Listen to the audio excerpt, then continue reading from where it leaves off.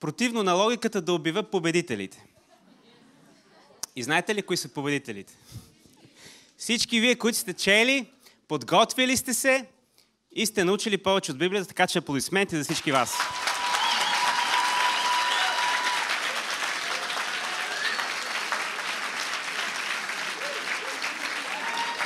Браво! Но, в крайна сметка, победителя ще бъде само един. Сега предполагам, че сте доста ентусиазирани, сърцата тупкат бясно. Така ли е? Или сте напълно спокойни, защото знаете всичко?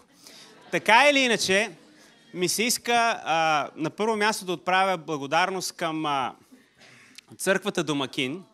На първо място искам да им благодаря за това, че спечелиха миналата година.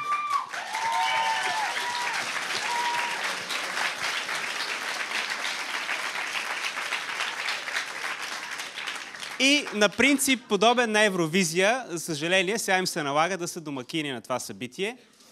Но ще видим сега следващия път кой ще победи. Така или иначе искам да поканя пастир Илия. Пастир Иван Несторов точно пристигна. Добре дошъл!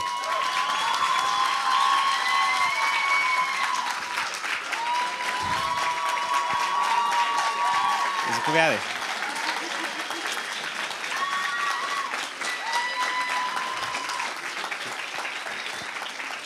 Не знам дали сте забелязали, но пастирите са едни от хората с най-добрия тайминг. Най-добре оцелват момента. А сега е момента да се помолим, така че Господ да ви помогне да съберете мислите си и да дадете най-доброто от себе си. Перфектен момент пастир Иван да ни води в една молитва. Халелуя! Всички, които могат да се изправят, да се изправят. Всички. Трябва да почетем Господа тая сутрин. Ние за това сме се събрали. Нека да го издигнем. Благодарим ти, Святи Боже. Наистина този ден е посветен на Тебе, на Твоето Слово.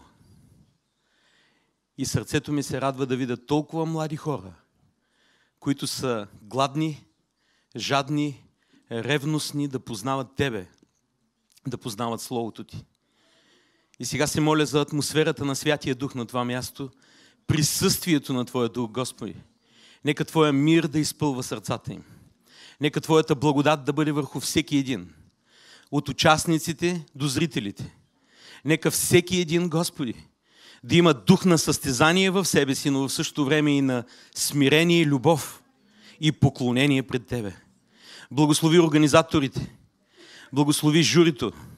Благослови всички участници. Водещия благослови, Господи. Всичко това ние го правим за Твоя слава. Отдаваме Ти хвалата и Ти отдаваме славата в мощното име на Исус. Амен. Амен. Амин. Може да седнете. Сега, преминаваме към техническата част. Първо искам да питам всички от първи поток, виждате ли добре екрана? Някой каза не. Счуло ми се. Добре? Всички виждате добре. Това е много важно. Нека да проверим сега това ли са отборите. Като ви прочета името, махнете с ръка или дайте някакъв знак. Отбор Верен. Добре. Отбор първа СЦ София. Авия. Така, добре. Аз предпочитам да чета църквите, защото имената са странни, като например следващия отбор. Така, не, това е отбор ново поколение, той си е окей. Обаче следващия е от моята църква, библейските нинджи.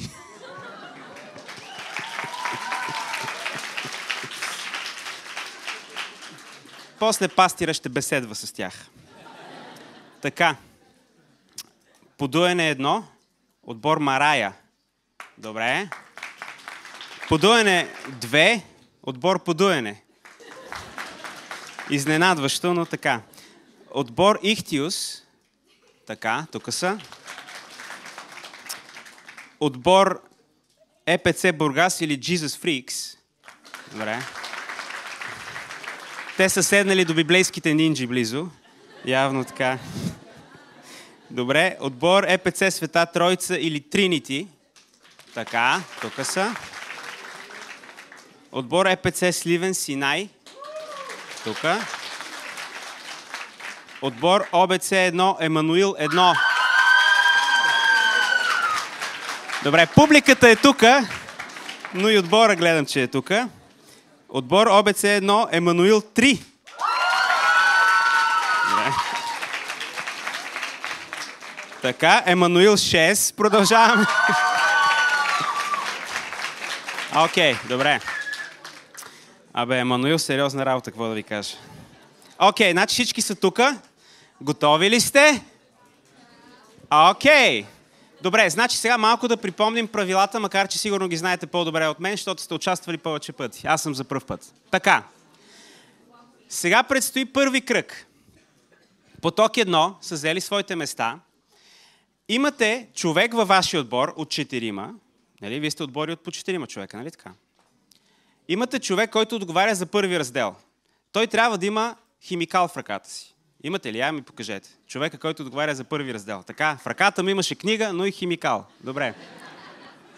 Окей. Готови ли сте? Окей, моите прекрасни асистенти, готови ли са с въпросите?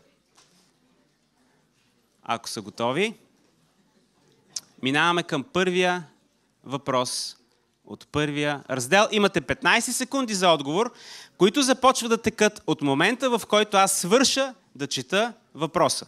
И след като изтекат 15 секунди, слагаме край и ви казвам верния отговор. Вие се радвате или плачете, в зависимост от това какво сте написали.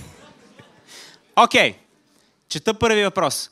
Каква е причината египтяните да заробят евреите и да ги принудят да извършват тежък труд? Сега, възможните отговори. Египтяните ги намразват заради вярата на евреите в Бога на Авраам, Исак и Яков. Евреите стават многобройни и египтяните се притесняват, че могат да застанат на страната на враговете им при евентуален конфликт. Евреите са овчари и египтяните мразиха овчарите. Г. Евреите сами се предават в робство, за да се спасят от тежък глад. Време.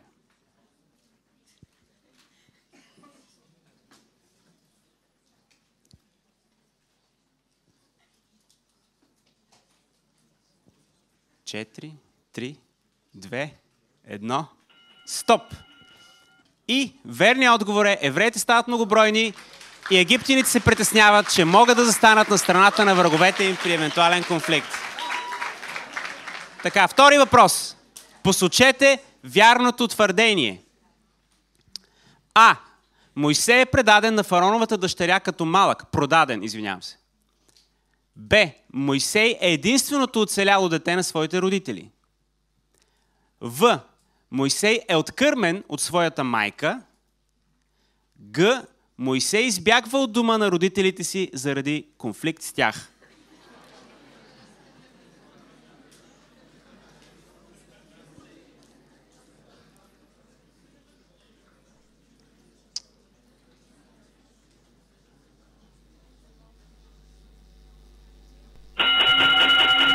О, имаме и звук вече. Верният отговор В.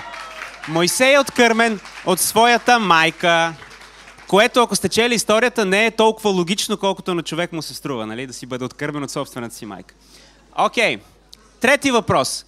Посочете вярното твърдение. А. Мойсей бяга от фараоновия дом, защото убива египтянин, който бие евреин и фараонът научава за това.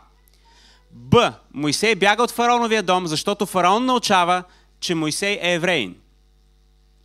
В. Мойсей бяга от фараоновия дом, защото иска да живее при своите братя, евреите. И Г. Мойсей бяга от фараоновия дом, защото иска да се ожени.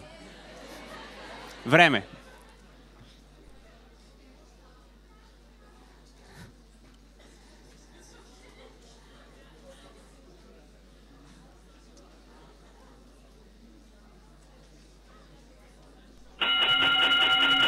Добре, и верният отговор е: Мойсей бяга от фараоновия дом, защото убива египтянин, който бие евреин и фараонът научава за това, а се жени доста по-късно.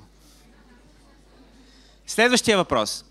Посочете вярното твърдение. А. Бог призовава Мойсей да изведе израиляните от Египет на планината Хорив. Б. Бог призовава Мойсей да изведе израиляните от Египет, явявайки му се, докато Мойсей се моли. В. Бог призовава Мойсей да изведе израиляните от Египет, явявайки му се на сън. И Г. Бог призовава Моисей да изведе израиляните от Египет, след като Моисей пости 40 дни.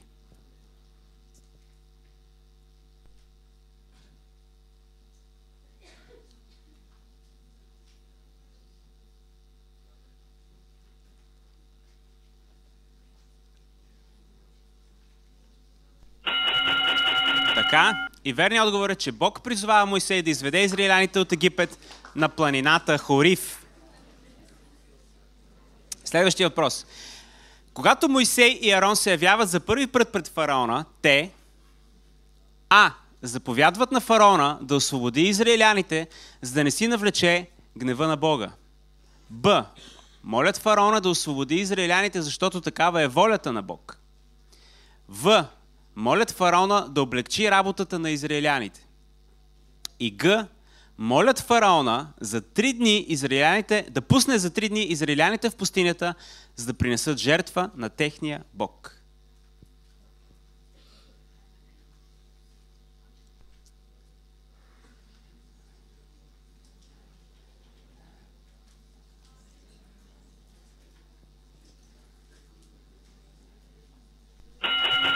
Добре, и верен отговор.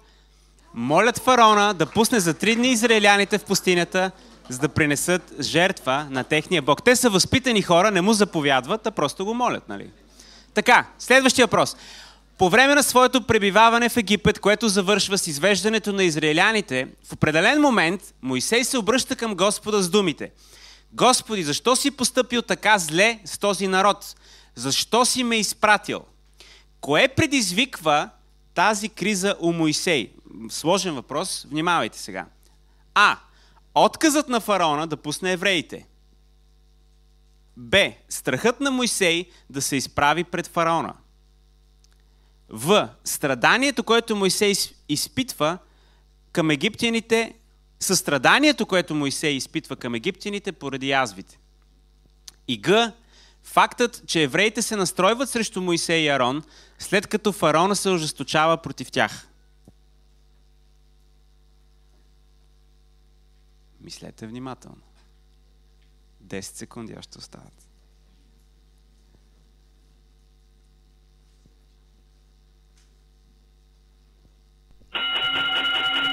И така, верният отговор е...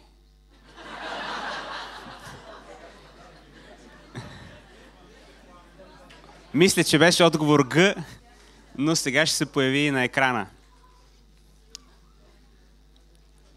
Какво да се прави? Това случва се понякога на духовните лидери да се отчаиват, да се жалват на Бога, защо си ме пратил, защо трябва да съм водещ и да се разваля мултимедията и така нататък. Но фактът, че евреите се настройват срещу Моисей и Арон, след като фараона ще се озащитава против тях. Добре? 7 въпрос. Когато Бог поразява Египет с мор по добитъка, рояци мухи, градушка и гъста тъмнина, всичките тези язви засягат и евреите, но те търпят, защото очакват скоро избавление. Б. Предизвикват роптанието и негодованието на евреите. В. Не причиняват страдания на евреите, защото бедствията не засягат Гесенската земя, където живеят те. И Г. Евреите напускат Египет още преди язвите да ги поразят.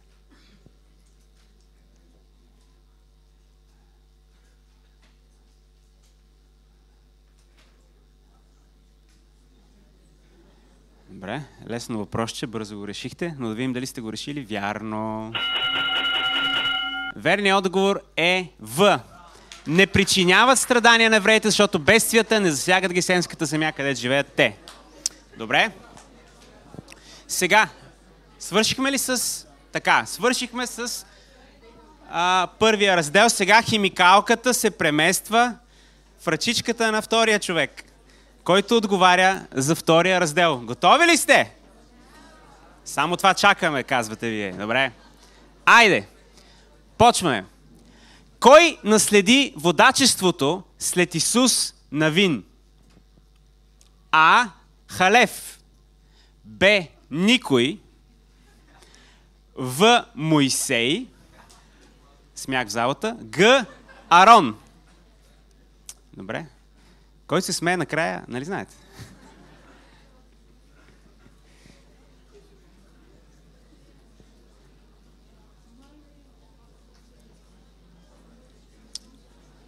Две, едно, край. И така, странно или не, никой.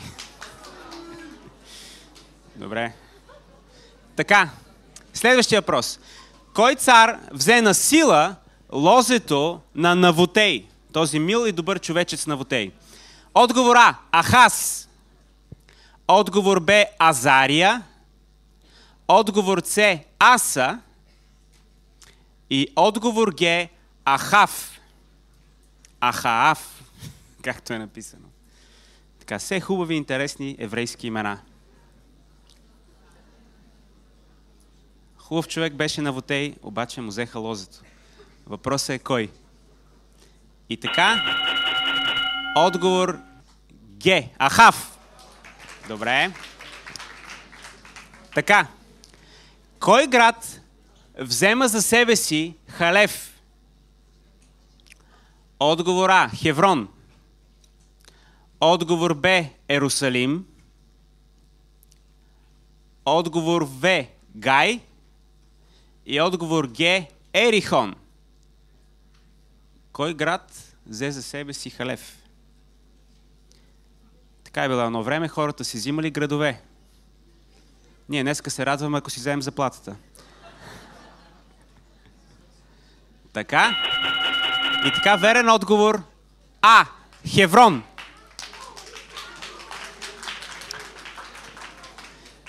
Някои се радват, други гледат умно, но това е положението. 11.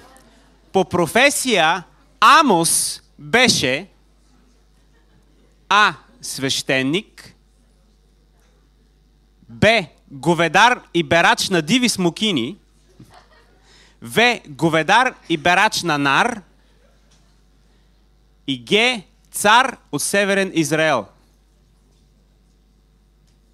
Свещеник, цар или два вида говедар.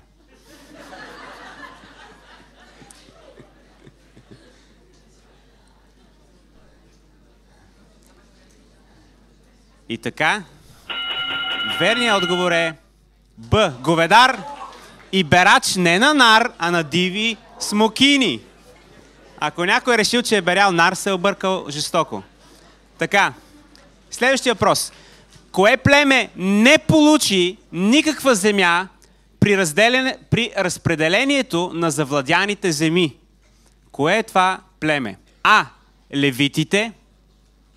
Б. Симеон. В. Салпаадовите дъщери. И Г. Дан.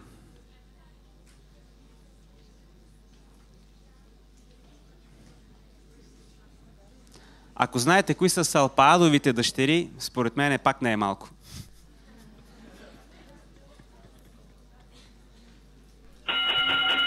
И така, верен отговор А. Левитите. Добре, радост в залата. Следващия въпрос. Давид се престори на луд пред гетския цар Анхус, защото А. Беше човек на изкуството и просто му идваше отвътре. Б. Страхуваше се Анхус да не го убие. В. Не искаше да го разпознаят и изпратят при Саул. И Г. Беше се разболял от внезапна болест. Това е нещо, което младите хора често правят. Или се внезапно разболяват от ужасни болести, за да не ходят на училище. Или се правят на луди при най-различни случаи. Но нека видим Давид кога го направи. И така, верният отговор е Б. Страхуваше се Анхус да не го убие. И между другото, той не го уби. В смисъл, това беше една успешна стратегия. Окей. 14. Кой беше посетен от Савската царица? Отговор А. Симеон. Отговор Б. Соломон. Отговор В. Самуил. Отговор Г. Саул. Тя е със С и те са със С. Важното е, кой е верният отговор?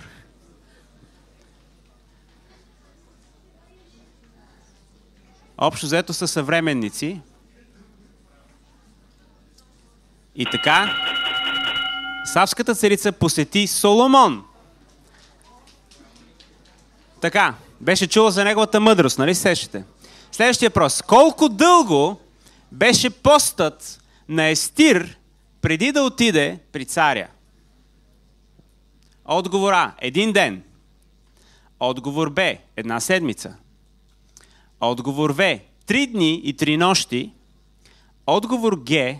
3 седмици. Естир беше мила и възпитана жена и преди да отиде при мъжа си, се наложи да пости и да се моли, за да покаже той благоволение към нея.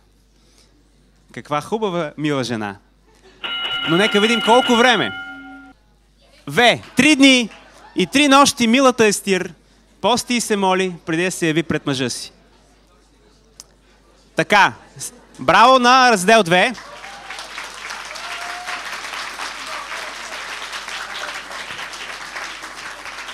Сега, химикалчето минава в ръката на следващия състезател и преминаваме към въпросите от 3 раздел.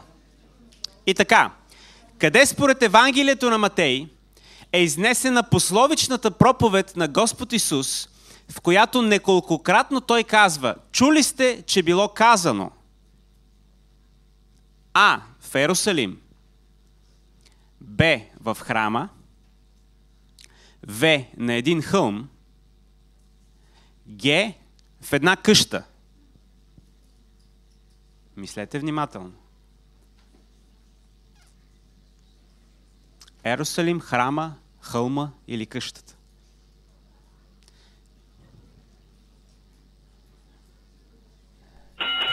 И така, верният отговор е В. На един хълм.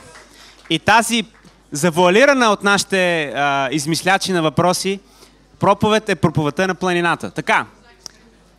Но понеже в Израел няма планини като в България по 3000 метра почти, то си е хълм. Кои 2 Евангелия ни дават най-много информация за раждането и ранните дни на Исус Христос? Внимавайте, кои от 2 Евангелия най-много информация ни дават? А. Лука и Йоан. Б. Марк и Йоан. В. Матей и Лука. Г. Матей и Йоан.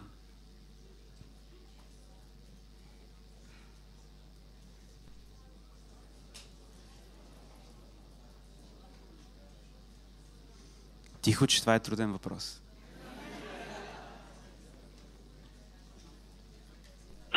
И така, верен отговор В. Матей и Лука. Умерени аплодисменти и радости, добре. Следващия въпрос. В началото на служението си Исус разширява обхвата на старозаветната заповед "Не убивай". Кога според него извършваш също толкова тежък грях? А. Когато екзекутираш убиец. Б. Когато се защитаваш срещу физическо посегателство. В. Когато се гневиш на брат си без причина. Г. Когато се подиграваш с храма. Така, интересен въпрос.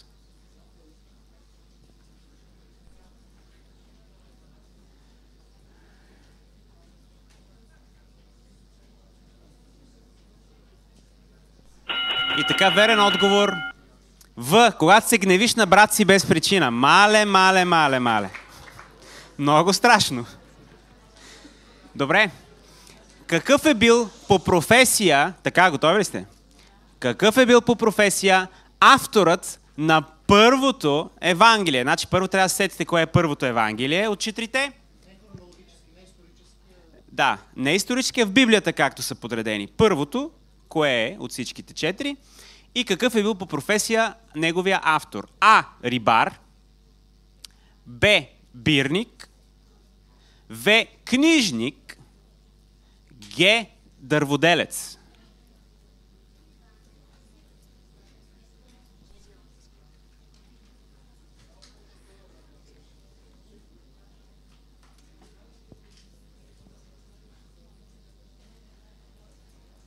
И така, верният отговор е Б бирник, което означава, че не е пил много бира. Това не е професия, за съжаление, на някои хора, а просто е бил нещо като данъчен инспектор, който е събирал данъците. Между другото, тук е момента да помоля публиката, ако може малко по-тихичко, защото хората тук, аз направо чувам техния мисловен процес. Много им е трудно. След малко ще дойде вашия ред и ще оцените така спокойствието и възможността да мислите на спокойствие. Така, следващ въпрос. С каква дума предпочита Йоан да нарича в своето Евангелие свръхестествените дела на Господ Исус? А. Велики дела. Б. Изцеления. В. Чудеса. И Г. Знамения. Коя дума избира апостол Йоан? Благодаря на публиката за тишината, която пази.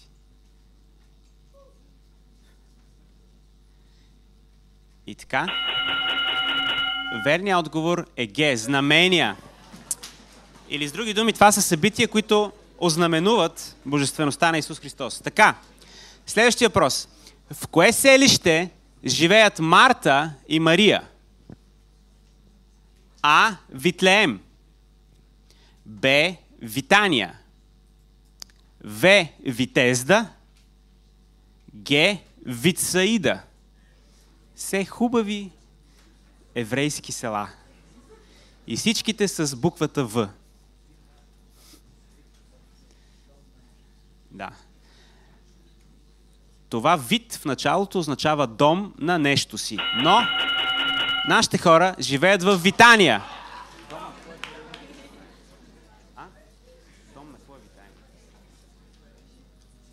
Така, следващия въпрос.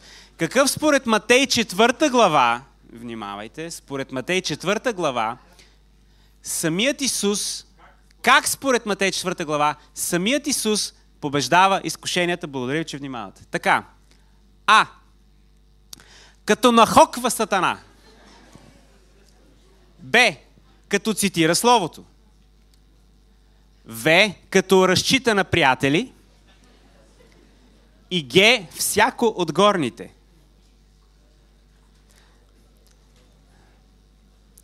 Това е почти като стани богат. Но няма жокери. И не разчитайте на приятели, защото квесторите ви гледат много внимателно. И така, верен отговор.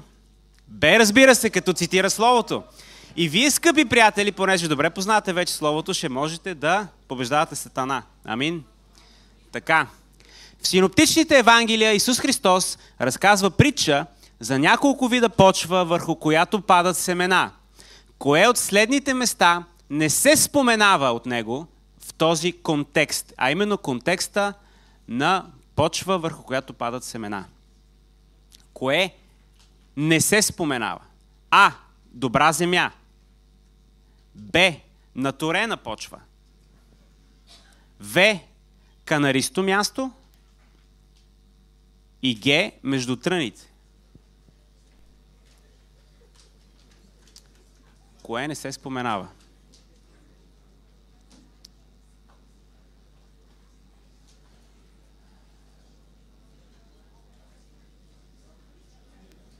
И така, верният отговор е Б. Наторена почва, макар че добрата земя може и да е била наторена, може и да не е била наторена, ние не знаем. Благодаря ви, играчите от трети раздел. Сега нежно прехвърлете химикалката. Всъщност, вие си имате химикалки всичките, няма какво да я прехвърляте.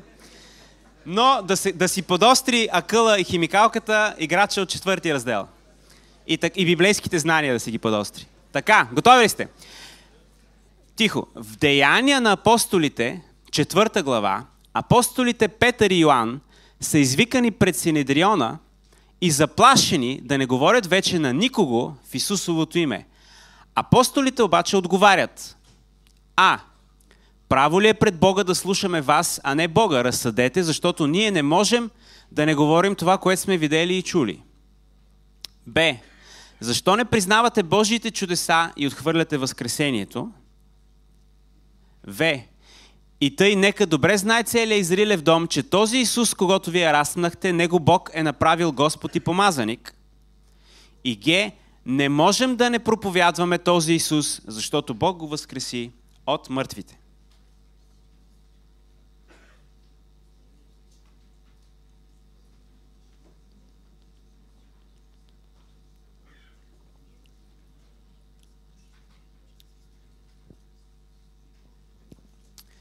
И така, верният отговор е А.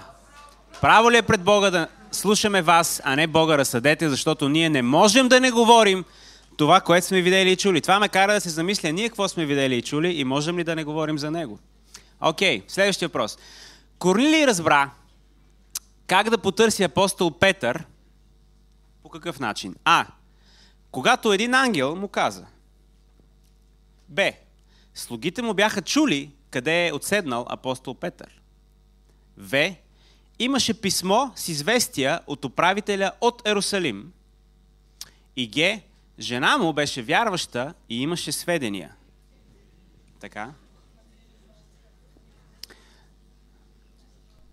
От слуга, от жена му, от управителя на Ерусалим или от един ангел?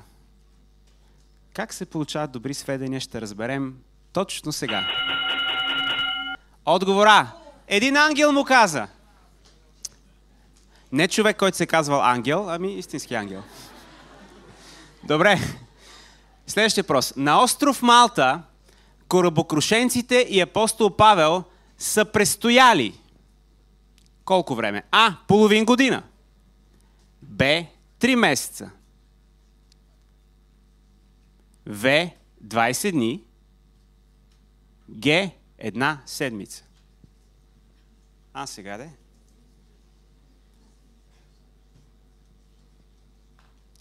Тук май ще налучкваме. Остават още 5 секунди обаче. Така. Б. 3 месеца. Някои се радват, други бърчат чело, но това е положението. Следващия въпрос. В Деяния 2 глава е записано, че вярващите или ранната църква постоянстваха или постоянно правеха кое? А. Постоянстваха в поучението на апостолите. Б.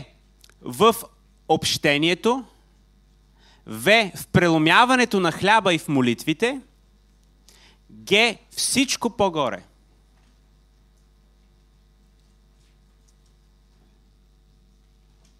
Слушали са проповеди, общували са, хапвали са или са правили всичкото това. И така, отговор Г. Всичко по-горе. Следващия въпрос. Апостол Йоан говори за Божията любов и човешката любов в първото си послание. Кое от следните твърдения по отношение на казаното от него не е вярно? Внимавайте с тия въпроси, които са с обратен знак. Кое не е вярно от това, което сега ще видите? А. Че Бог е любов. Б. Че който пребъдва в любовта, пребъдва в Бога и Бог пребъдва в него. В. Че в любовта няма страх, но съвършената любов пропъжда страха. Или Г. Че любовта е топлината, която имаме в сърцата си. Кое от следните твърдения по отношение на казаното от него не е вярно?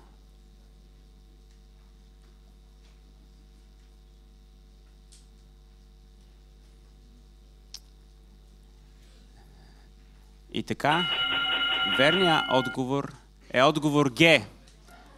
Просто апостол Йоан не се е занимавал с топлината в сърцата ни, а с други по-важни неща. Така, какво е посланието на апостол Петър в 1 Петрово 4 глава за огненото изпитание, което може да дойде в живота ни? И кое не е вярно сега от следните твърдения по отношение на това изпитание? Не е вярно, че А. идва за да ни опита. Не е вярно, че не е нещо странно. Не е вярно, че трябва да се радваме, защото така участваме в страданията на Исуса Христа. Или Г. да се срамуваме, защото сме виновни и сме дали място на дявола. Кое от тези 4 твърдения не е вярно по отношение на изпитанията? Според апостол Петър.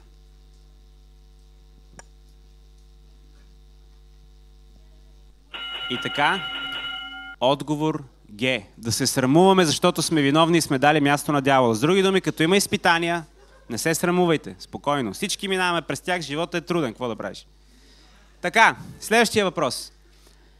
В кой град, според Деяния на апостолите, 16 глава, е първата църква на европейския континент? В кой град? Отговор А. Солун. Отговор Б. Неаполис или Неаполис. Отговор В. Филипи. Отговор Г. Берея. В общи линии съвсем близко тук около нас, но къде е първата църква на европейския континент според Деяния 16 глава? И така, отговор В. Филипи. Някой от вас може да са били там, много хубаво място. Има руини, затвора, дето е бил Павел и други хубави неща. Така, сега, приключваме с първи поток. Благодаря ви много. Браво! Сега, чакайте, не бързайте да ставате. Нека квесторите сега да минат и да се подпишат и да съберат вашите прекрасни отговори.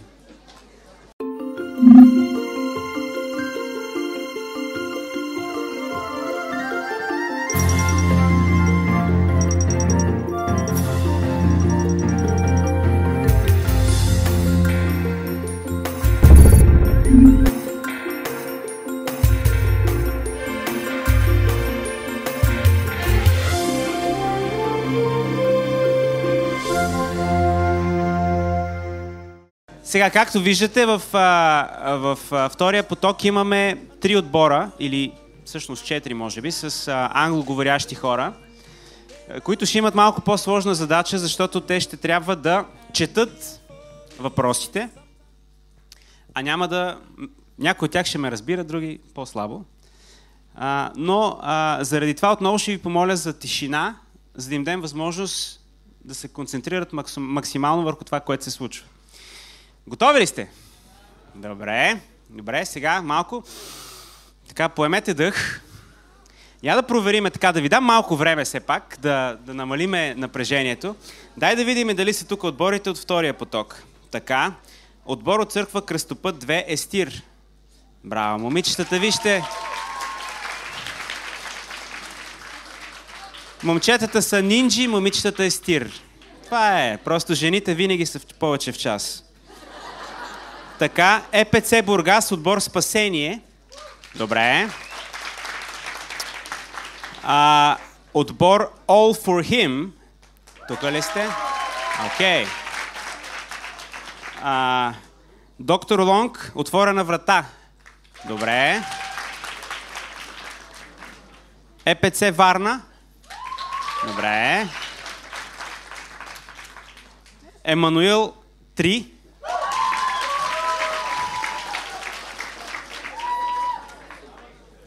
Така. Няма 3, бе. Що пляскате и се радвате? Те бяха в първи поток. Добре. Емануил 2 трябва да са тук. Емануил 4 и 5. Добре. И отбор Елим. Добре. Така. Win for Him от International Baptist Church са тука. И Win for Him too. Добре. They are here too. Добре. Окей, готови ли сме? Благовестие Бургас. Добре, извинявайте. И вие сте тук. Пропуснах ли някой? Баптинс, казах ли ви вас? Добре. И вие сте тук. Окей, започваме. Предупреждавам, че при вас, понеже така вярваме във вашите умения, първият въпрос е малко по-сложен. Така че, no pressure, както казват. Така, внимавайте сега. удивителното закоравяване на фараона и отказът му да пусне евреите, въпреки ужасяващите бедствия, както и многократното му отмятане от поетите обещания, е свързано с 4 неща, но дай ще го прочетеме пак. Удивителното закоравяване на фараона и отказа му да пусне евреите, въпреки ужасяващите бедствия, както и многократното му отмятане от поетите обещания. Така. Добре. Аха, добре, айде. Окей, guys. You have to move. Може би с благовестие да се сменят, или? Окей, я. Да, за тях е много важно да виждат това, което е на този екран.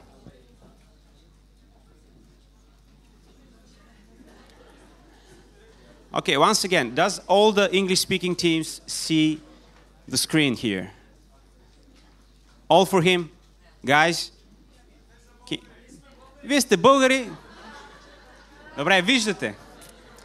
Значи, вие едното и другото ще се объркате тотално. Добре, окей.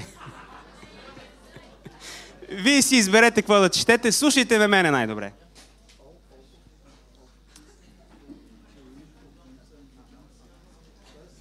All for him са българи.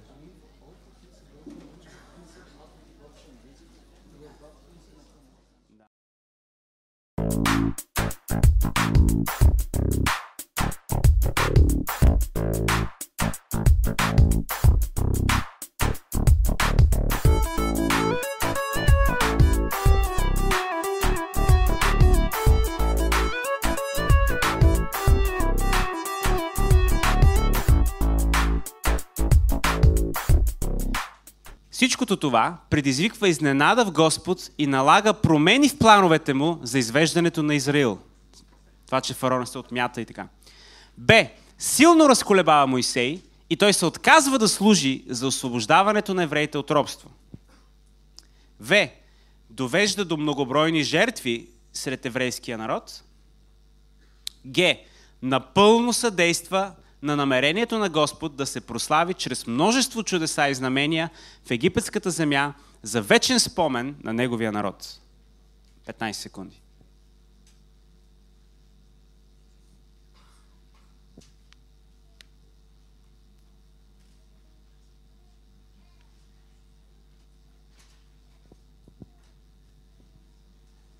Добре. Верен отговор. Г. Напълно съдейства на намеренията на Господ. Добре, English speaking teams, guys, everything okay? Great.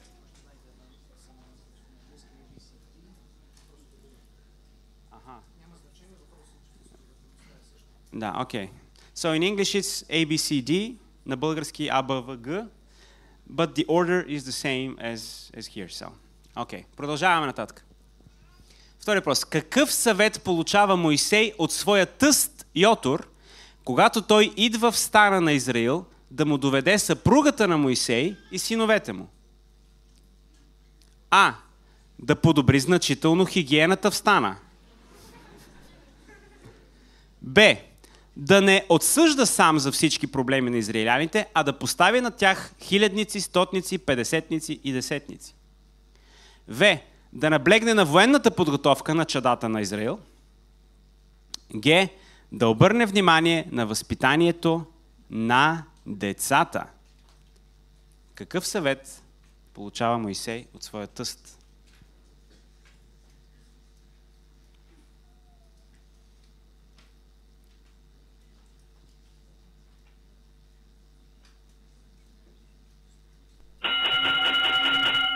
И така, верният отговор е Б. Да не отсъжда сам за всички проблеми. В момент човек е тъста и трябва да се слуша. Един ден ще го разберете, това и вие. Така. Добре. Какъв е максималният срок на робството, през което евреин може да държи евреин? А. Докато си изплати дълговете, без значение колко години са необходими за това. Б. 50 години. В. Робството е безсрочно. Г. 6 години.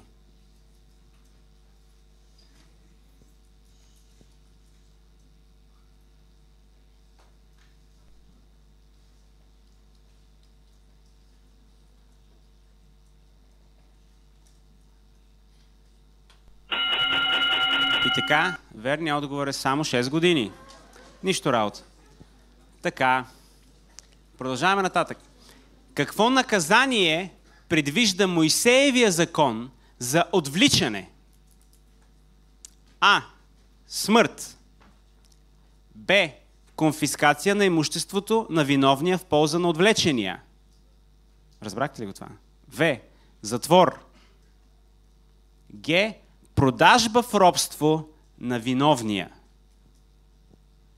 15 секунди.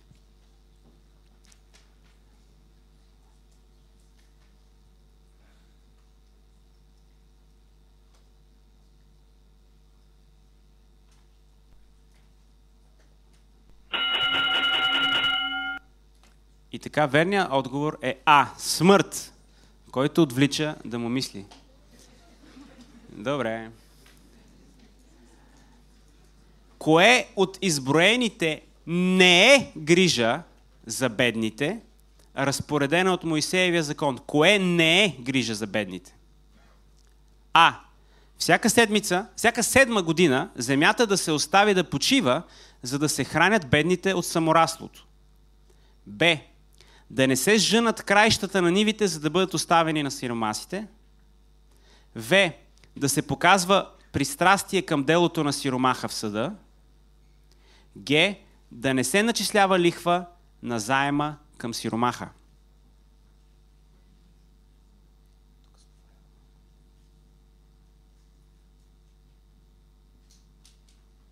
Кое не е грижа за бедните?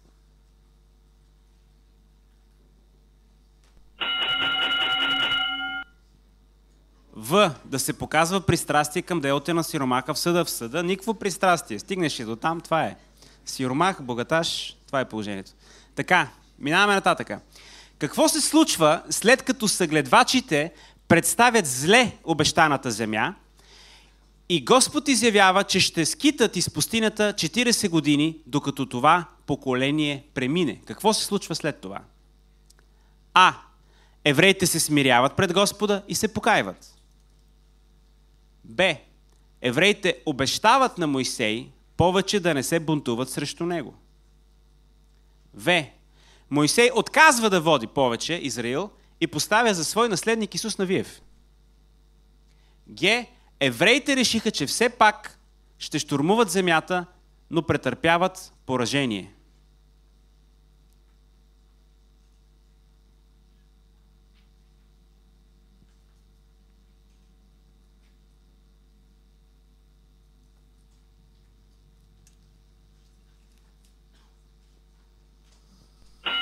И така, верният отговор е Г.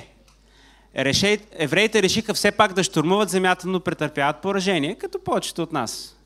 Те ти казват едно, ти викаш, айде бе, я да се пробвам поне. Обаче, поражение. Като не слушаш Господа, това е.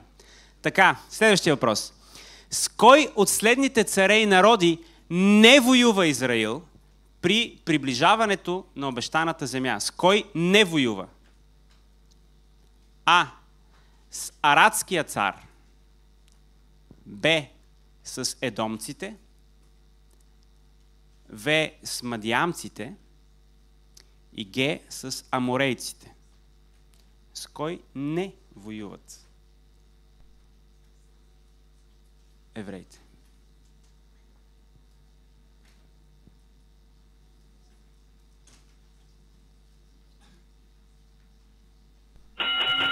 И така, верният отговор е Б. С едомците. Опа! Изненадани лица. Окей. Минаваме нататък. Според Моисеевия закон, жена не може... Какво не може жената според Моисеевия закон? А. Да пророкува. Б. Да притежава земя. В. Да свидетелства в съда. Кой ще слуша па жена? Г. Да служи като свещеник в скинията. Какво не може?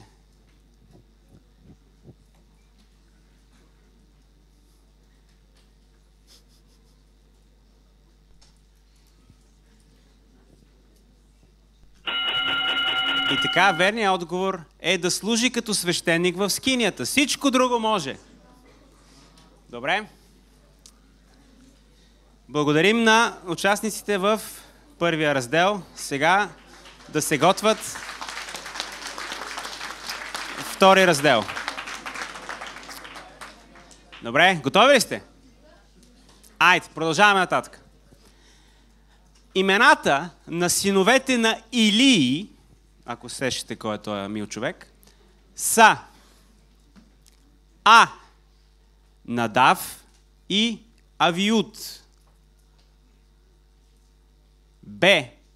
Елеазар и Итамар. В. Офни и Финеес.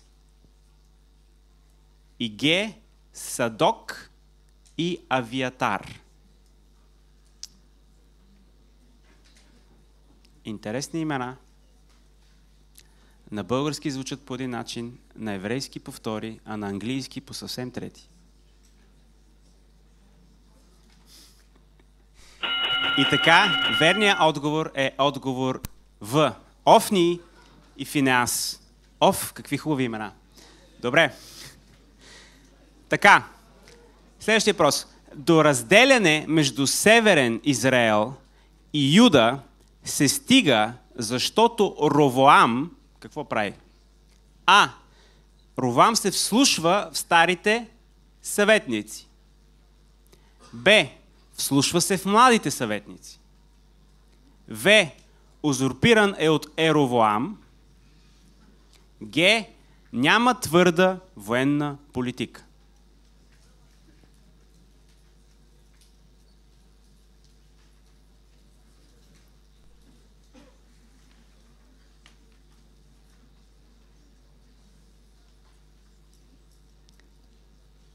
И така, верният отговор е Б. Слушва се в младите съветници. Странна работа, бе, ние все млади съветници искаме да слушаме.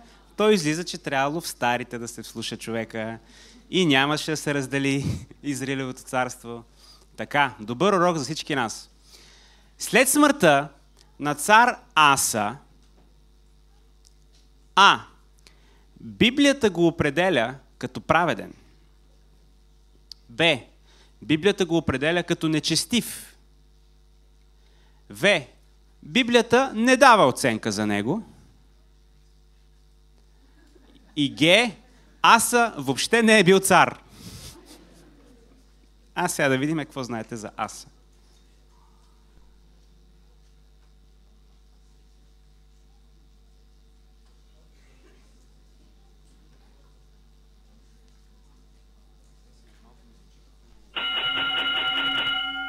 Така, верният отговор е отговор А. Библията го определя като праведен и човека си е бил цар. Така, минаваме нататък. Това assessing, was it a bit confusing for you guys? Okay, I didn't know what that word mean, but I hope you did. Добре, довършете изречението. Саул се страхуваше от Давид, понеже А. Давид беше победил Голиат. Б. Давид имаше власт над злия дух в него, в Саул, демек. В. Господ беше с него. И Г. Синът му Йонатан беше приятел с него, с Давид. А сега да видим.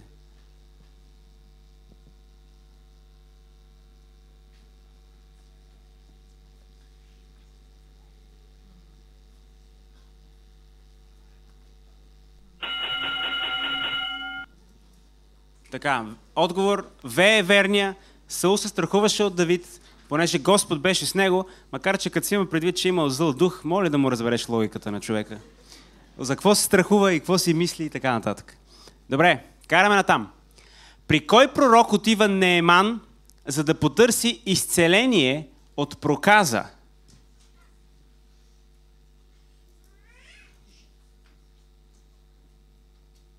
А.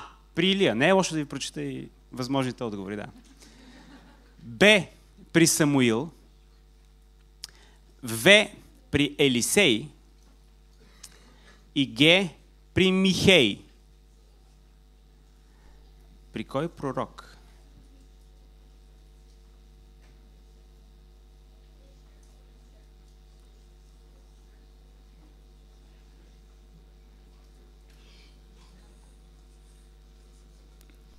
И така, Нееман отиде при Елисей. Браво. In English it's a bit difficult here. Elijah, Elisha, but you guys can do it. Добре. На кой старозаветен пророк гарвани донасят храна? А. На Илия. Б. На Елисей. В. На Амос. И Г. На Осия. На кой му носят гарваните храна? Не знам колко от вас, ако гарван му донесе храна, дали ще я яде, но пророците така им се е налагало едно време. И така, ведният отговор е А. На Илия. Носеха му храна и той си я хапваше с удоволствие, защото нямаше друго. Добре. Еровоам назначава за свещеници А. Левити, Б. Пророци, В. Войници, Г. Нелевити. Кого назначава Еровоам? И не го бъркайте с Ровоам.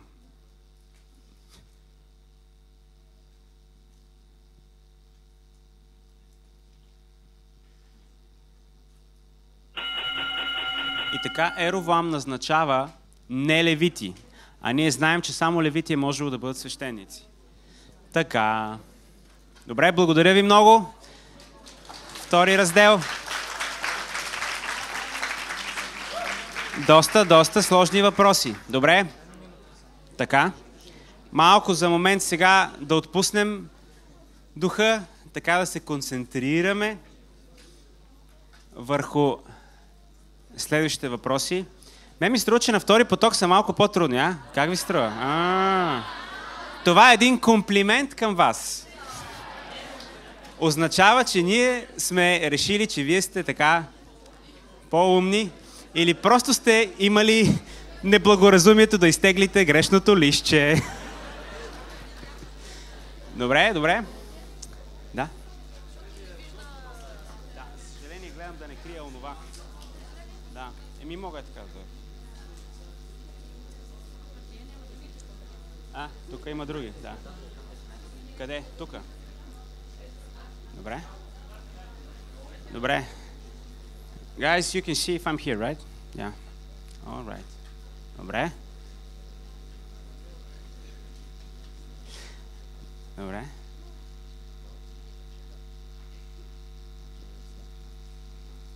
Така, минаваме към трети раздел с надеждата за малко по-леснички въпроси. Но, както знаете, тая надежда обикновено е последна и не се сбъдва. Така, не и в нашето състезание. Тук сме само по трудните въпроси. Добре.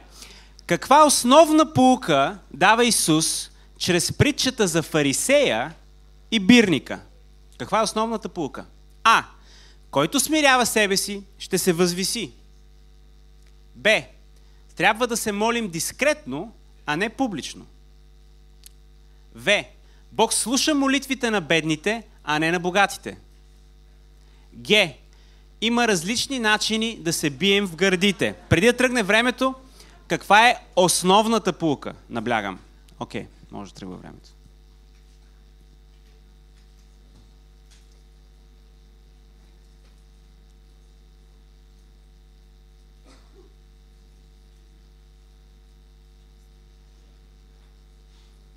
И така, верният отговор е, че който смирява себе си, ще се възвиси. Мен ми се искаше да е Г, че има различни начини да се бием в гърдите. King Kong стайл, Байганю стайл и така нататък. Добре. На кого и къде Исус казва: ти не би имал никаква власт над мене, ако не бе ти дадено отгоре? По-леснички са въпросите тук. А. На първосвещеника в храма. Или може би не чак толкова. Б. На Ирод в двореца. В. На Пилат в преторията. Г. На Сатана в пустинята.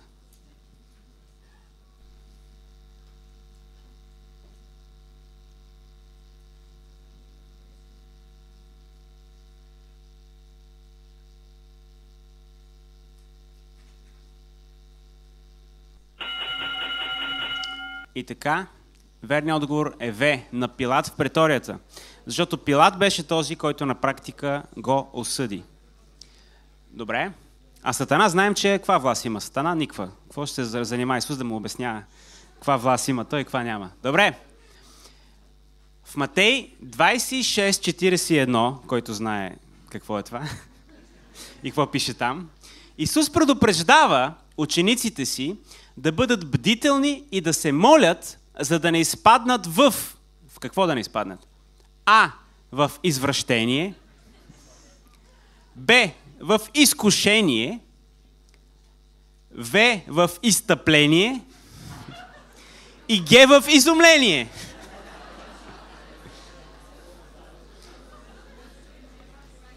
В кое трябва да се молят, за да не изпаднат?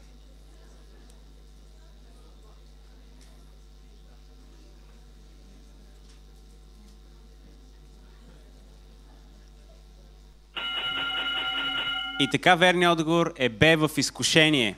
И какво оплаквате се, че са ви трудни въпросите? Вижте какви хубави въпросчета. Добре? Така. При първата им среща след възкресението, Мария Магдалена не разпознава Исус. За кого го помисля тя? Отговор А.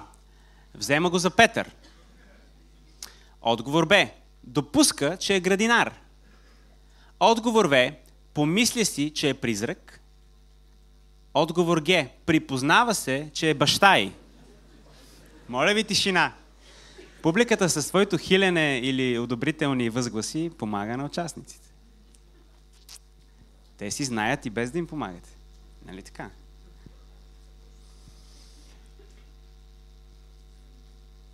И така, верният отговор е Б. Допуска, че е градинар. Винаги съм се чудил защо, но това си е помислила Мария Магдалена. Така, какво според Матей не се случва по време на кръстната смърт на Исус? Какво не се случва? Така, да видим. А.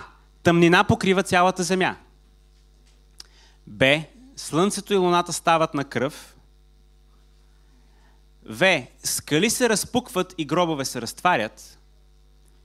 Г. Много тела на починали светии биват възкресени.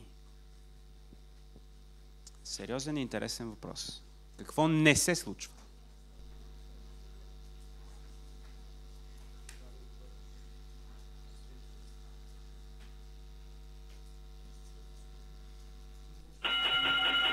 И така верният отговор е Б. Слънцето и луната стават на кръв. Имаше отговори. Yes! Познах този път. Така. Добре. Какъв важен урок получаваме в притчата за приятеля, който иска хляб посред нощ от Лука 11, от 5 до 8? Какъв важен урок получаваме? А. Винаги се моли и не се отказвай, докато не получиш отговор.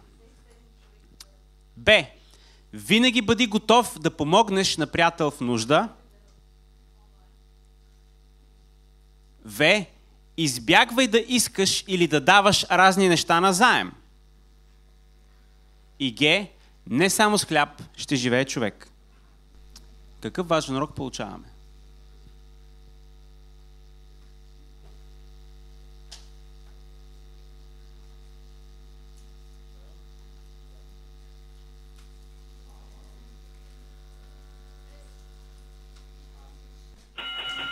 И така, верният отговор е А. Винаги се моли и не се отказвай, докато не получиш отговор.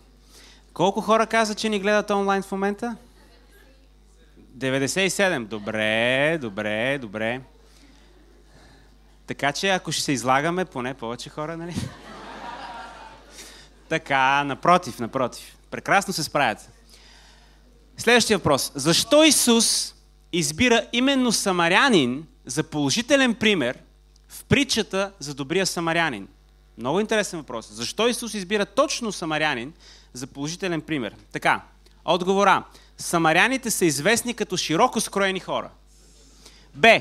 Заради напрежението и недоверието помежду им, самаряни и юдеи почти никога не си подават ръка. В. Самаряните са генетично коравосърдечни хора. И Г. Юдеите и самаряните трябва да се обединят в борбата срещу римската окупация.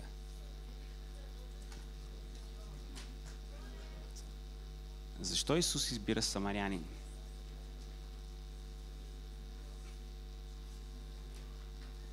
Някой си го попълних още докато четях.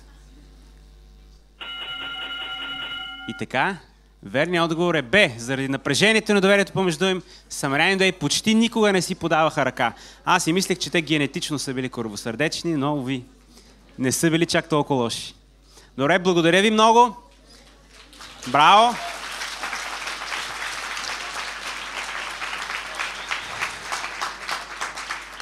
И сега последният човек, не знам кое е по-добро, май пръв да минеш и да ти замине. Те вече забравиха, че са решавали. Сега обаче остава четвъртият човек, от който много зависи, без да ви притеснявам. Успеха на отбора може би зависи точно от вас. Така че не се притеснявайте, просто вижте тези приятни въпросчета, които ви очакват. Така, започваме. Кои са изискванията за първите дякони, чието избор е описан в Деяния 6 глава? Кои са изискванията? А. Одобрен характер, изпълване с духа и с мъдрост. Б.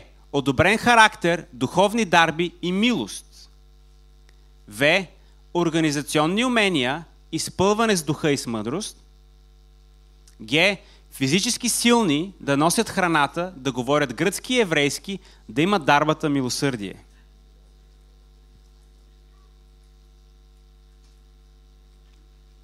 Какво е нужно за дяконите?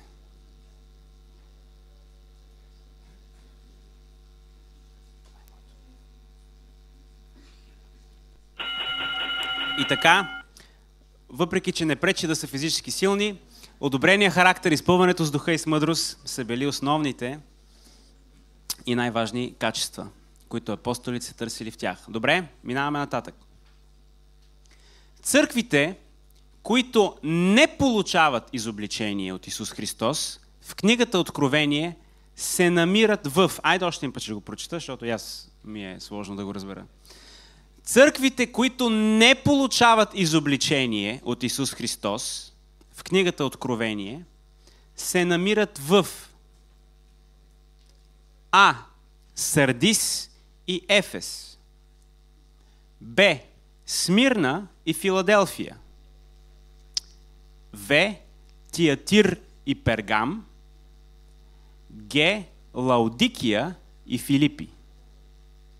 Кои църкви? Никаква критика няма. Никъде не се казва имам срещу вас еди какво си.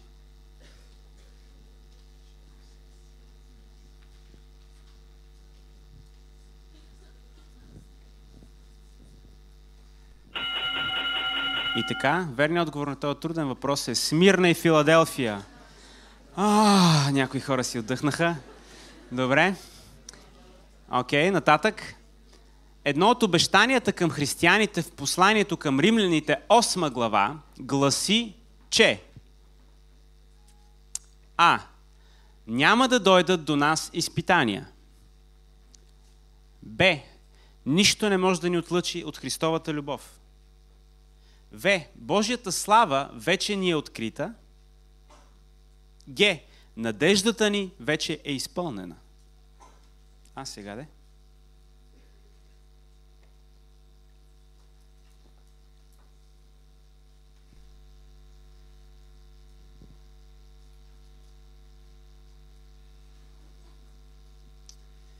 И така, верният отговор и обещанието е, че нищо не може да ни отлъчи от Христовата любов.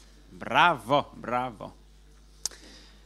Така, какъв е отговора на апостол Павел на риторичния въпрос да речем ли, че законът е грях? Нали знаете какво значи риторичен въпрос? Питам аз, но отговор не искам, както прави нашия премиер с министрите. Така, но спираме с политика. Отговор А. Значи, пак, какъв е отговора на апостол Павел на риторичния въпрос? Да речем ли, че закона е грях? Отговор А. Да не бъде. Е отговора. Отговор Б. Чрез закона се яви грехопадението. Отговор В. Не, защото законът е нашия изходен път. Г. Законът не може да е грях, защото ни избавя от смъртта.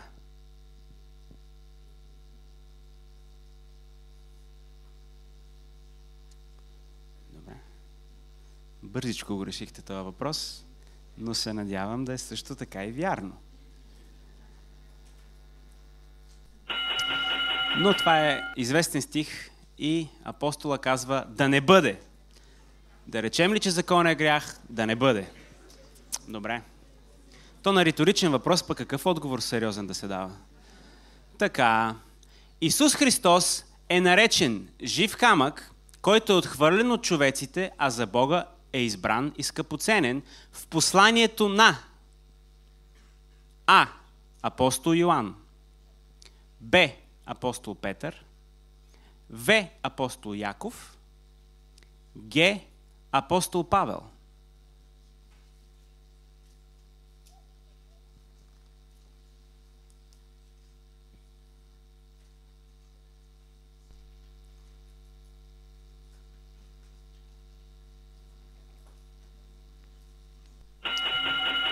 И така, верният отговор е апостол Петър. А сещате ли се в кое послание на Петър? Първо казва някой? Добре. Няма значение, оцелихме верния отговор сега. Какво ни занимаваш? Така. Продължаваме нататък. От апостол Петър знаем, че никое пророчество в Библията не е лично обяснение на пророка за Божията воля, а пророците са говорили А. Движени от Святия Дух. Б. С помощта на ангелите. В. Описвайки небесно видение, което са видели.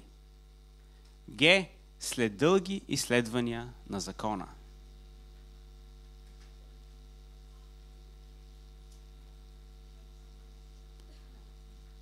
Без подсказване, без поглеждане в чуждите маси. И така, пророците са говорили движени от Святия Дух. Закона много, нали? Единия беше, какво беше? Говедар и береше смокини, така че не е имал много време да чете закона. Така, дякон Стефан е убит с камъни, след като казва, че вижда А. Греховете на фарисеите. Б. Човешкия син отдясно на Бога. В. Престъпленията на Ирод. Г. Идолопоклонството на римляните. Какво вижда дякон Стефан?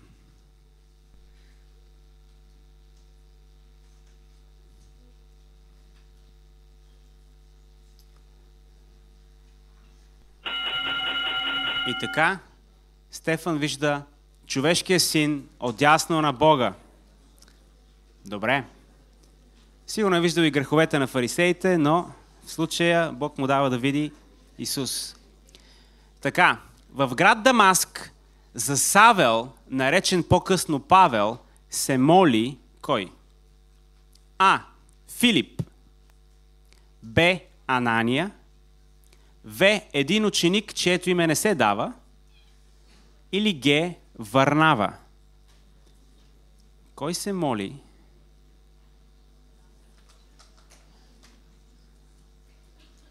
На английски по-добре звучи. An unnamed disciple. Кой се моли за Павел в Дамаск? Анания.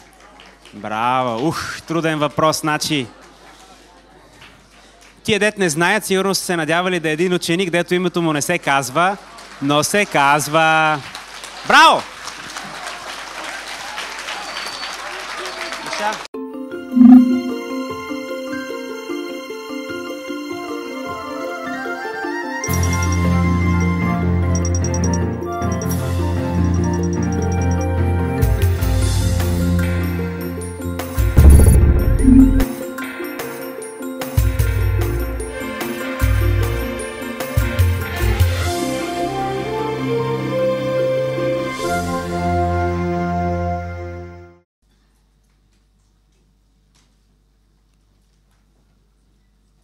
Зорко квесторите да гледат, да няма усмивки, кимания, намигвания и такива работи. Така. Верният отговор е отговор А. Амаличаните. Опа. Добре. Така. Казусите с бодливия вол, това са едни много интересни казуси за тия, които сте ги чели, и изкопаната яма, да не говорим пък тия казуси колко са интересни, в Изход 21 глава предвиждат, няма да видим какво предвиждат, А. Понасяне на пълна отговорност от собственика на вола или от изкопалия ямата, ако някой пострада от вола или ямата. Аз лично съм страдал от ями и не е приятно. Б. Забрана за притежаване на волове и за копаене на ями от частни лица. В. Процедура за лицензиране на притежателите на волове и копачите на ями. Само лицензиране му дават лопата, иначе не. Г. Стриктно предписание какво да бъде поведението на вола и размерът и формата на ямата. Добре?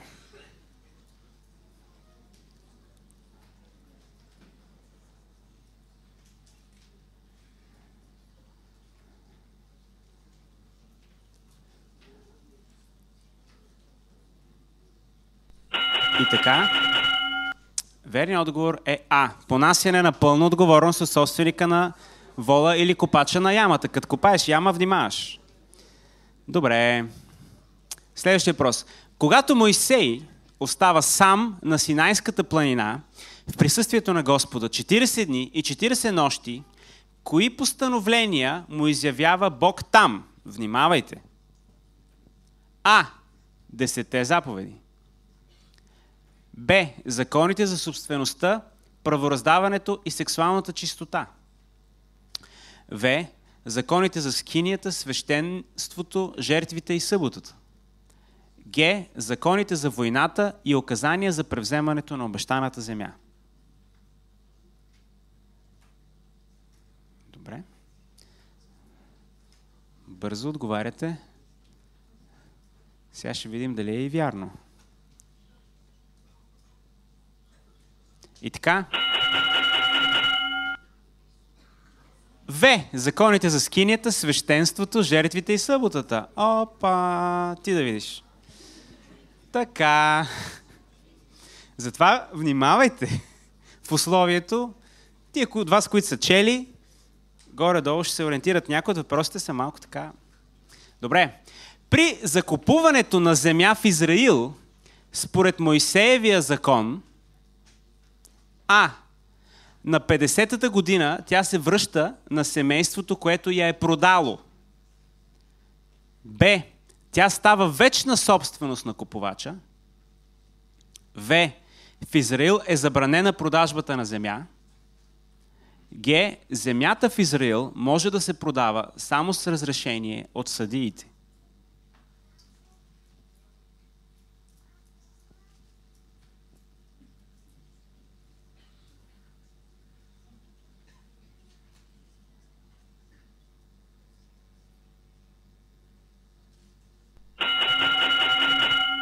И така, верният отговор е А. На 50-та година тя се връща на семейството, която я е продало.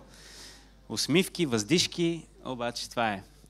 Така, между другото да ви кажа, имате възможност да оспорвате някои от въпросите и така да се разправяте. За моя радост, не към мен. Ето тук има една прекрасна група от хора, които са измислили въпросите, така че своите страдания и възражения може да обърнете към тях. Така. Как се унаследява земята според Мойсеевия закон? А. Цялата земя принадлежи на съдиите а хората я обработват като наемни работници. Как се унаследява? Б. Всички деца на собственика получават равен дял, когато той умре. В. Земята се наследява от всички синове поравно. И Г. Земята се наследява от всички синове поравно, но първородният получава двоен дял.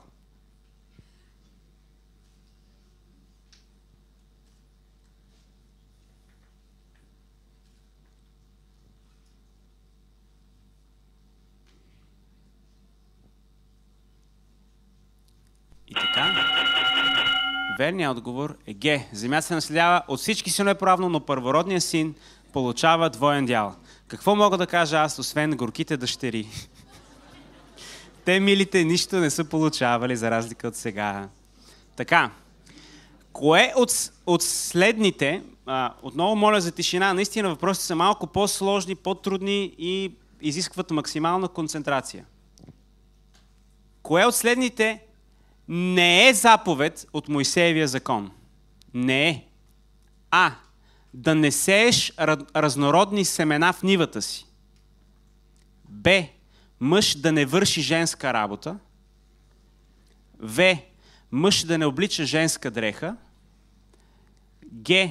Да не обличаш дреха такана от разновидна прежда. Преди да тръгне времето, само да кажа, кое от тези не е заповед? Значи останалите са. Окей.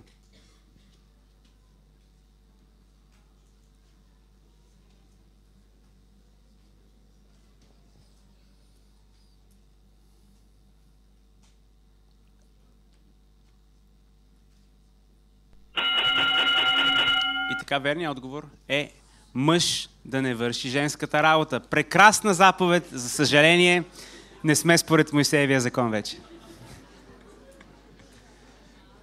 Така. Добре, минаваме нататък. Кое от следните обстоятелства не е пречка един левит да служи като свещеник? С други думи, дори това обстоятелство е на лице, той може да служи. Кое от следните обстоятелства не е пречка един левит да служи като свещеник? А. Оженва сте за разведена жена. Б. Има някаква инвалидност. В. Няма деца. И Г. Желая да ходи с обръсната коса. Кое от тия не му пречи да си бъде пак свещеник?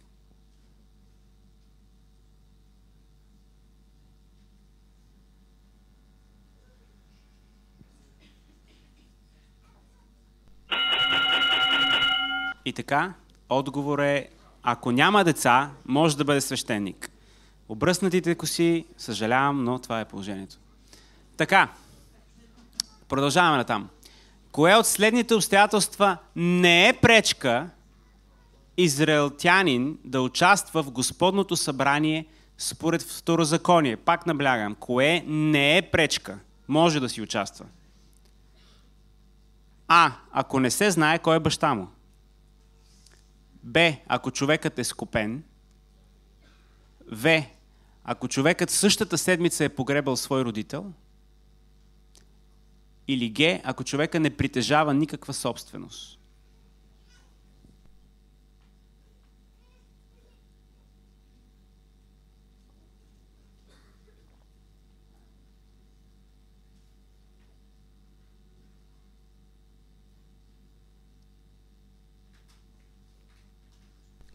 Верният отговор е отговор Г. Дори да не притежаваш никаква собственост, както повечето от вас, мили приятели, можеш да участваш в Господното събрание. Така, продължаваме нататъка с следващия човек. Благодаря ви много. Трудни въпроси. Максимална концентрация. Тук там е по някой сбъркан отговор, ама това е живота сега. Не може да сме съвършени. Добре, продължаваме с втория раздел. Кой е кремиран, с други думи, изгорено е било тялото му, в Явис Галаат, според книгата Първо царе? Кой е бил кремиран? А. Самуил. Б. Саул. В. Авесалом. Г. Йоав.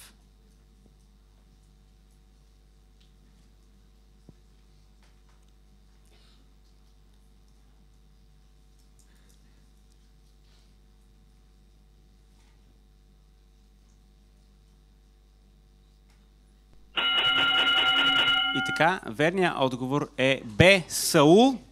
Между другото, това първо царе горе-долу, ако четете внимателно, ще ви подскаже. Добре? Тронът на Соломон е бил изработен от А. Злато и скъпоценни камъни. Стандартна поръчка. Б. Слонова кост и злато. В. Кедрови дървета. Г. Всичко по-горе. Всички изброени неща.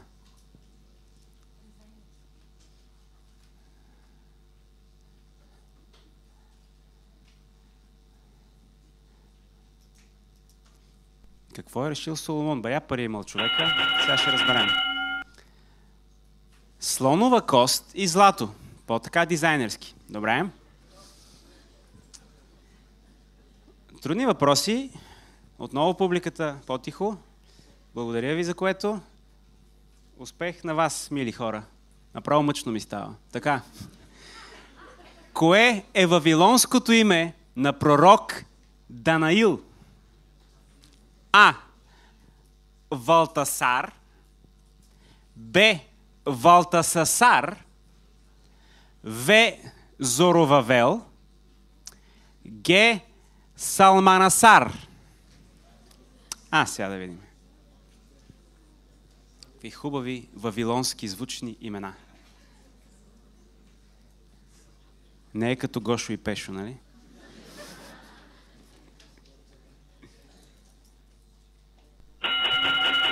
И така, верният отговор е Валтасасар. Който е писал Валтасар, да му мисли.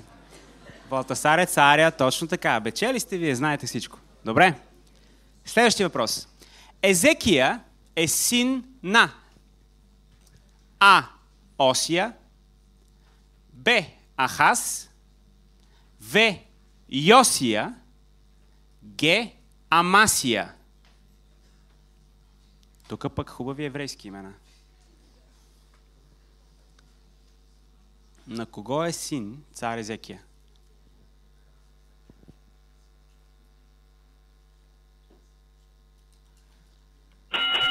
И така, Езекия е син на Ахаз.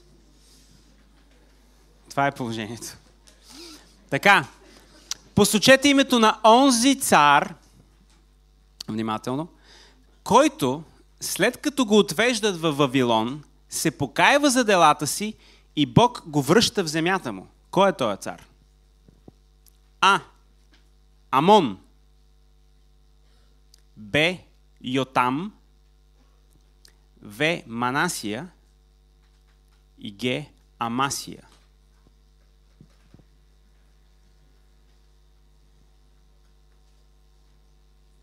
Добър цар, покаява се и Бог го възстановява. Някои от тия даже май не са царе, ама сега ще видим. Така, верният отговор е В. Манасия. Малко трудничък въпрос, но какво да се прави? Така, в ранните си години, докато бяга от Саул, Давид завежда родителите си А. в Едом, Б. в Египет, В. в Амон, Г. в Моав.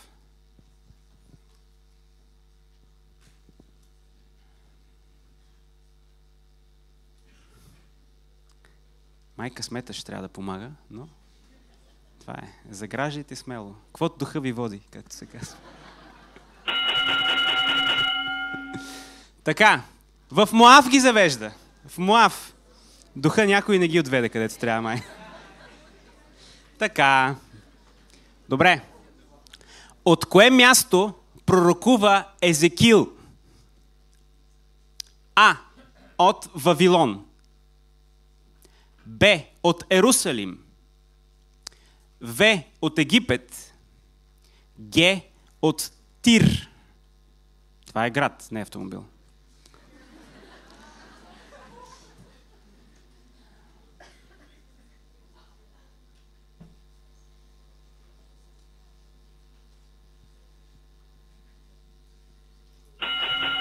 И така, верният отговор е, че Езекиел пророкува от Вавилон и затова и пророчеството му са много интересни.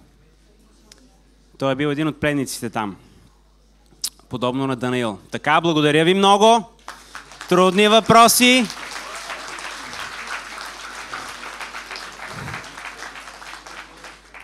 Сладки успехи, горчиви разочарования. Ето тук хората, които са виновни, могат да насочите към тях своята енергия.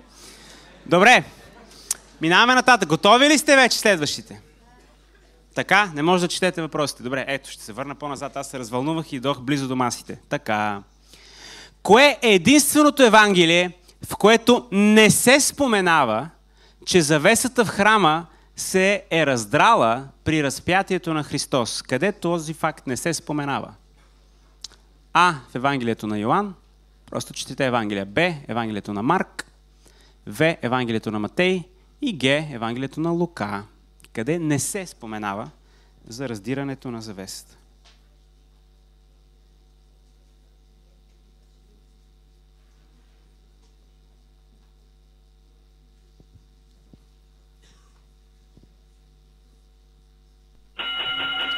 И така, верният отговор е А. Евангелието на Йоан. Както знаете, той е малко по-различно от останалите. Писано е по-късно. Между другото, тук в момента аз работя в една мила организация Библейска лига, от чието библии вие сте се готвили. Като съм водещ, да не си направя малко реклама. Ние имаме едно издание много хубаво, казва се Съгласуване на 4 Евангелия. Много помага в подготовката за такива състезания. Там има... добре може да се ориентираш къде какво пише в различните Евангелия. Добре, продължаваме нататък. Малко продуктово позициониране, както казват. Така, внимание за зрителите. В предаването се съдържа такива неща. В Евангелията на Матей и Марк един от войниците екзекутори нарича Исус син на Бога. Как е наречен Исус от същия стотник според Лука обаче? А. Бог. Б. Божий син. В. Праведен. Г. Крадец. Някои хора смело пристъпиха към отговор. Смело и безотговорно, както се казва. Сега да видим. Стотника го нарича праведен. Наистина този човек беше праведен, казва. Добре, радост и тъга, но това е. Караме нататък. В Евангелието на Йоан са записани 7 знамения, извършени от Христос. Кое от следните чудеса не е намерило място там, в Евангелието на Йоан? Кое от тия чудеса го няма в Евангелието на Йоан? А. Превръщането на водата във вино. Б. Ходенето по вода. В. Нахранването на множество. Г. Изваждането на монета от устата на риба. Кое го няма в Евангелието от Йоан? А сега де.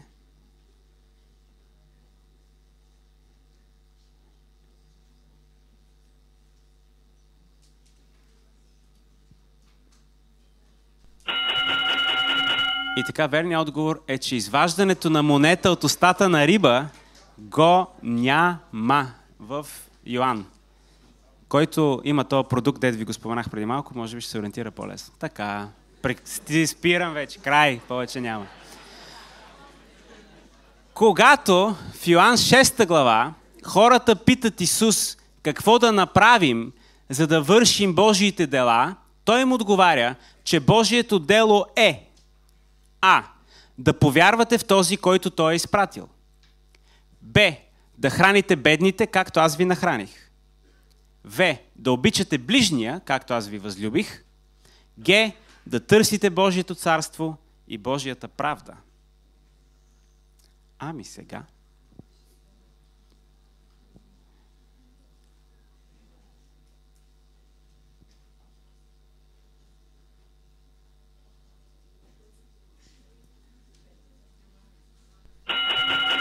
И така, верният отговор е отговор А.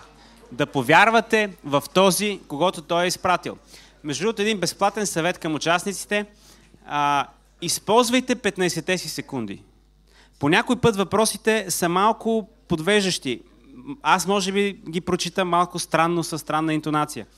Имате малко време да обмислите отговора си. По някой път верният отговор е само на 1 сантиметър разстояние.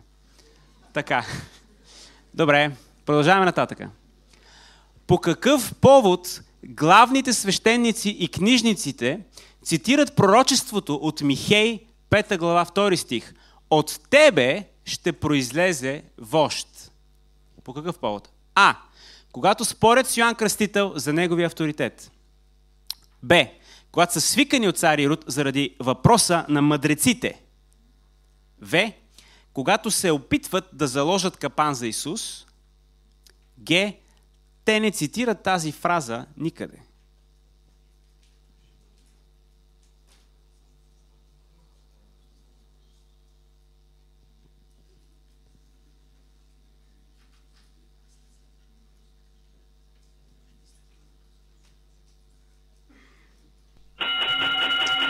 И така, верният отговор е Б. Когато са свикани от цар Ирод заради въпроса на мъдреците. Помните ли, мъдреците търсиха къде ще е родил новия цар. И свещениците казаха, че от Витлеем ще произлезе вожд.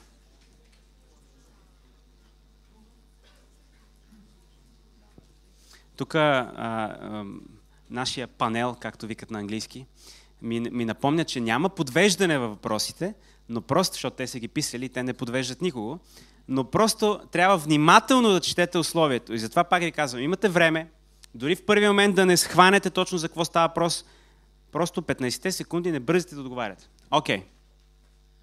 Когато след възгласите Осана във висините, Исус влиза в Ерусалим, целият град се раздвижва и пита кой е този. Какво отговаря народът тогава, според Матей, забележете? А. Това е пророкът Исус, който е от Назарет Галилейски. Б. Този идва, за да ни освободи от римското робство. В. Знаем го този, той е синът на дърводелеца. Г. Не знаем кой е този.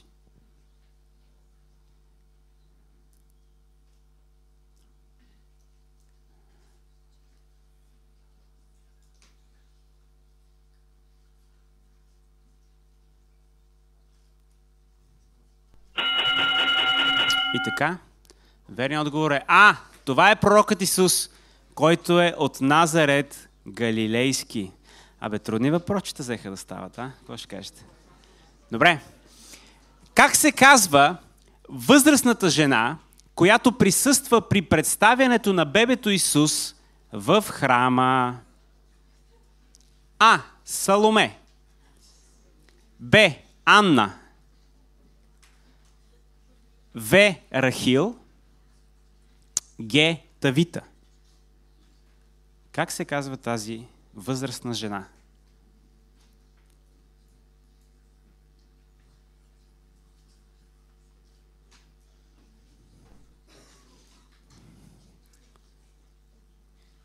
И възрастна жена се казва Анна. Анна. Това си беше малко по-лесен въпрос. Айде сега. Добре.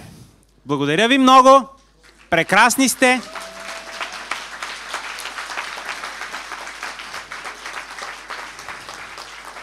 Минаваме към последния раздел.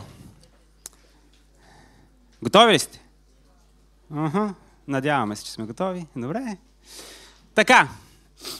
Предупреждението да бъдем трезвени и будни е дадено от апостол Петър във връзка с това, че християните А. Не трябва да се напиват. Б. Трябва да си правят смени за верижна молитва. В. Трябва да бъдат нащрек към дявола, който дебне. И Г. Трябва да носят кръста си.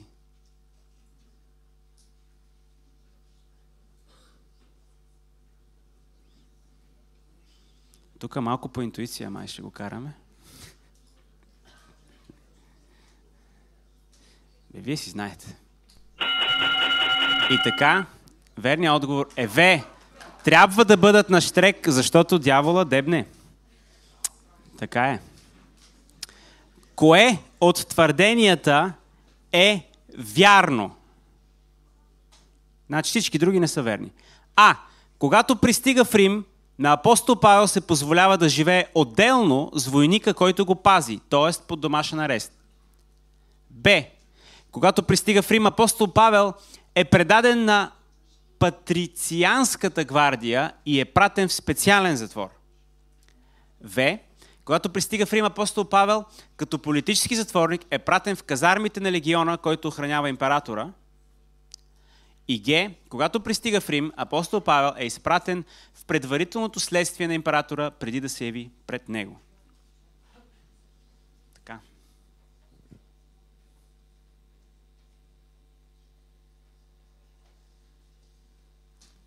Кое е единствено вярното твърдение от четирите?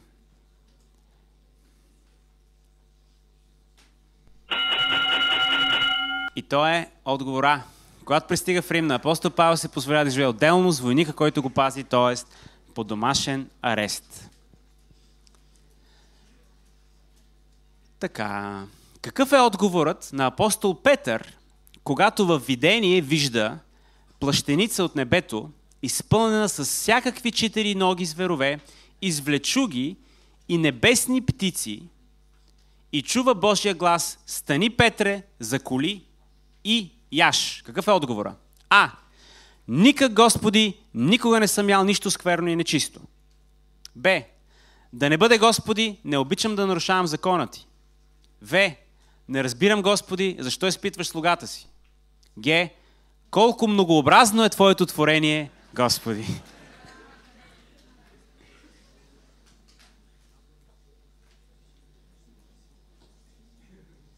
Така. Квесторите да внимават. Без усмивки, без намигвания. Без кимания и други неща. И така верният отговор е А. Никак, Господи, никога не съм ял нищо скверно и нечисто. Но ние, понеже сме бивши езичници и сега християни, може да си ядем всякакви твари. Слава на Бога за което. Колко е многообразно Неговото творение. Моята жена, например, обича да яде октопод. Айде, де. Така. Апостол Петър, готови ли сте? Апостол Петър отива за среща с стотника Корнилий в Кесария и там възкликва: А. Наистина виждам, че Бог не гледа на лице, но във всеки народ, онзи, който му се бои, върши правото, угоден му е. Б. Наистина има повече вяра сред езичниците, отколкото в Израил. В. Голяма е Божията милост към тебе, човече, да изцели Бог слугата ти. Г. Царството на Бога достигна гърците в твое лице, Корнилий.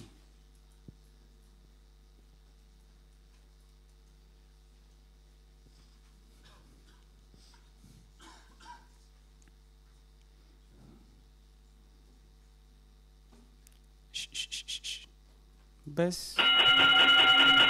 Така. Верният отгоре. А, наистина виждам, че Бог не гледа на лице, но във всеки народ, онзи, който му се бои и върши правото, угоден му е.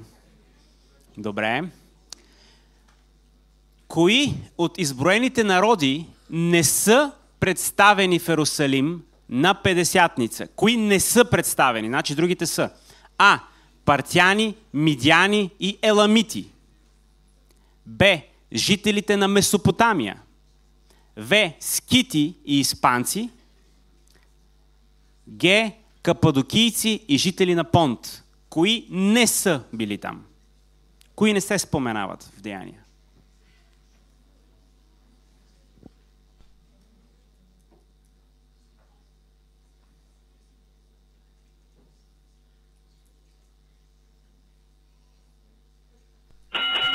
Шансът е 25% общо взето. Така. В. Скити и испанци. По принцип испанците слабо се споменават в Библията, така че това може да ви ориентира. Добре. Макар че Господ ги обича много, предполагам. Кой вярващ е поименно посочен, освен Анани и Сапфира, че продава земята и донася парите при нозете на апостолите според Деяния 4 глава? Айде, лесен въпрос. Може би. А. Варсава. Б. Матия. В. Никодим. И Г. Варнава.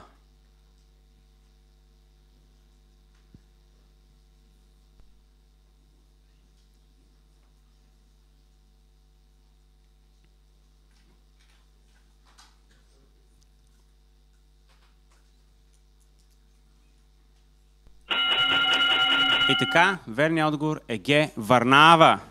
Но за разлика от Анания и Сапфира, той дава 100%. Докато те... Хоп! И после лошо. Така. Павел и Варнава са изпратени от Антиохийската църква, след като се получава откровение по време на пост и служение на А. Апостолите и дяконите. Б. Пророците и учителите. В. Пастирите и апостолите. Г. Епископите и презвитерите. Кой получава откровение? Сега да видим.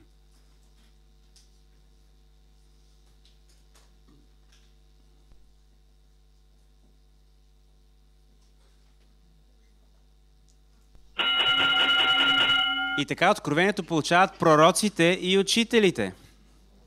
Съжалявам за епископите, презвитерите и пастирите, но тогава така е било. Те са го получили. Добре, продължаваме натам. По време на първото мисионерско пътуване на Йоан Марк, по време на първото мисионерско пътуване, Йоан Марк придружава Павел и Варнава в ролята на какъв? А. Млад благовестител. Б. Прислужник. В. Преводач. Г. Морски гид. Като какъв е Йоан Марк? В каква роля?